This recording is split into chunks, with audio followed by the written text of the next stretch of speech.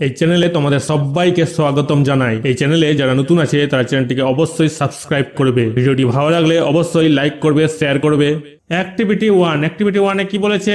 Complete the following sentences with information from the text থেকে information তথ্য নিয়ে এই সেন্টেন্সগুলোকে কমপ্লিট করতে বলেছে, সম্পূর্ণ করতে বলেছে। 1 নম্বরে কি বলেছে? বেগম রোকেয়া ওয়াজ born in an effluent Muslim family. Begum Rokeya এক ধনী মুসলিম পরিবারে জন্মগ্রহণ করেন। 2 নম্বরটাতে কি বলেছে? At home she learned Arabic and Persian at home and also received lessons in Bengali and English. বাড়িতেই তিনি আরবি ও ফরাসি শিখেছিলেন এবং বাংলা ও ইংরেজিতেও পাঠ গ্রহণ করেছিলেন। 3 নম্বরে কি বলেছে? She never went to school.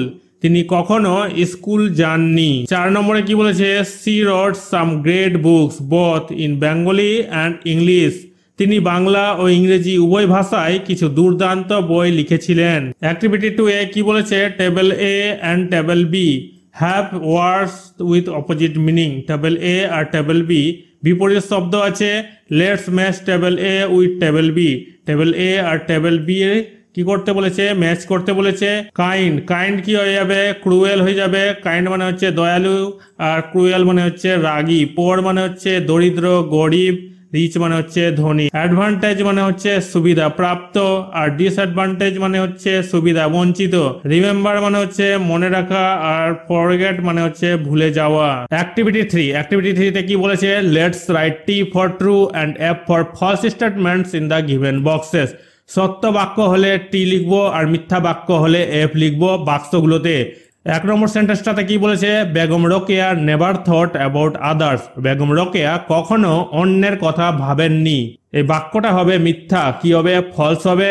2 নম্বরে কি বলেছে? Begum Rokeya demanded education for women. Begum Rokeya নারী শিক্ষার দাবি জানান।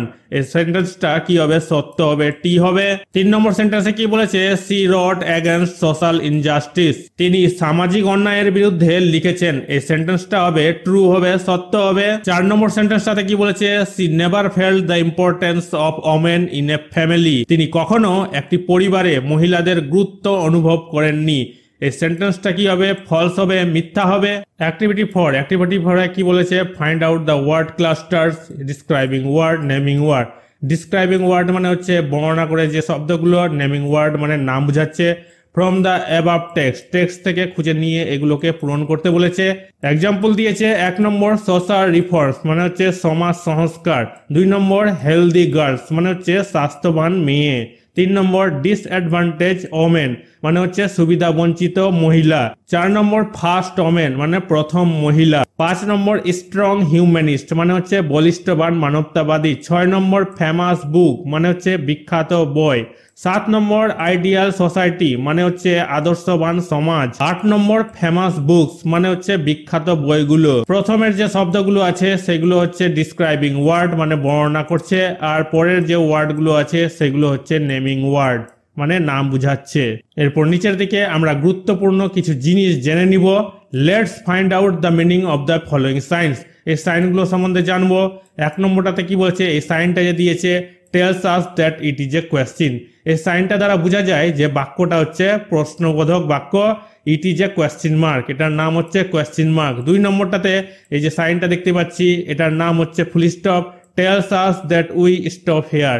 এই সাইনটা বুঝায় যে আমাদেরকে থামতে হবে। এটার নাম হচ্ছে কি? It is A full stop, এটার নাম হচ্ছে ফুল স্টপ।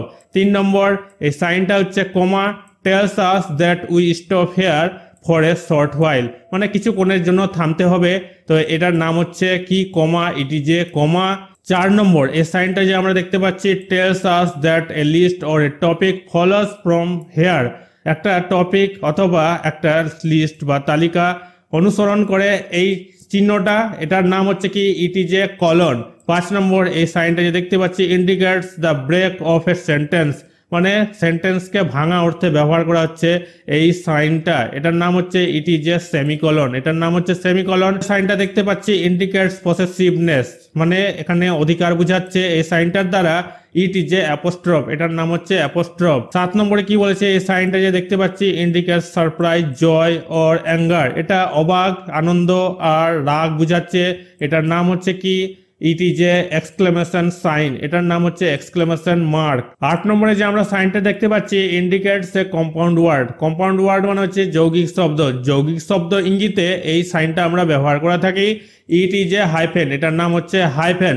9 নম্বরে যে সাইনটা দেখতে পাচ্ছি ইন্ডিকেটস ডাইরেক্ট স্পিচ, মানে প্রত্যক্ষ উক্তিতে আমরা এই সাইনটা ব্যবহার করে থাকি।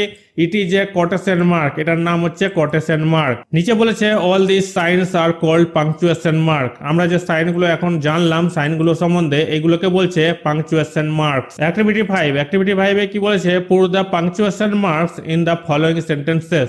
এই সেন্টেন্সগুলোকে পাংচুয়েশন মার্ক বসাতে বলেছে। The first one is done for you, একটা করে দিয়েছে 1 নম্বরেরটা। 2 নম্বরটা I am Rokeya friend said the lady.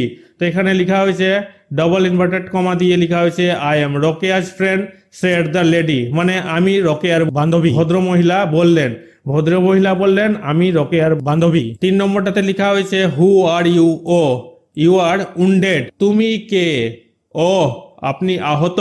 4 number sentence যেটা লেখা হয়েছে I know there are many birds like crow parrot myna, কাক তোতা ময়নার মতো অনেক পাখি আছে আমি জানি। 5 নম্বরে লেখা হয়েছে নেতাজি ফাউন্ডেড আজাদ হিন্দ ফৌজ, নেতাজি আজাদ হিন্দ ফৌজ প্রতিষ্ঠা করেন। 6 নম্বরে লেখা হয়েছে বিদ্যাসাগর ওয়াজ এ সোশ্যাল রিফর্মার, বিদ্যাসাগর ছিলেন একজন সমাজ সংস্কারক। অ্যাক্টিভিটি 6, অ্যাক্টিভিটি 6 এ কি বলেছে let's fill in the blanks with appropriate preposition. Appropriate preposition দিয়ে ব্ল্যাঙ্কস গুলো পূরণ করতে বলেছে, করে দিয়েছি, দেখে নাও। স্বামী বিবেকানন্দ ওয়াজ বর্ন ইন 1863, স্বামী বিবেকানন্দ 1863 সালে জন্মগ্রহণ করেন। He was born in Kolkata, তিনি কলকাতায় জন্মগ্রহণ করেন। He belongs to a rich family, তিনি ধনী পরিবারের সদস্য ছিলেন। In those days our country was under the British rule, তখন আমাদের দেশ ব্রিটিশ শাসনের অধীনে ছিল। Vivekananda felt for the misery of the Indians, Vivekananda ভারতীয়দের জন্য দুঃখ অনুভব করেছিলেন।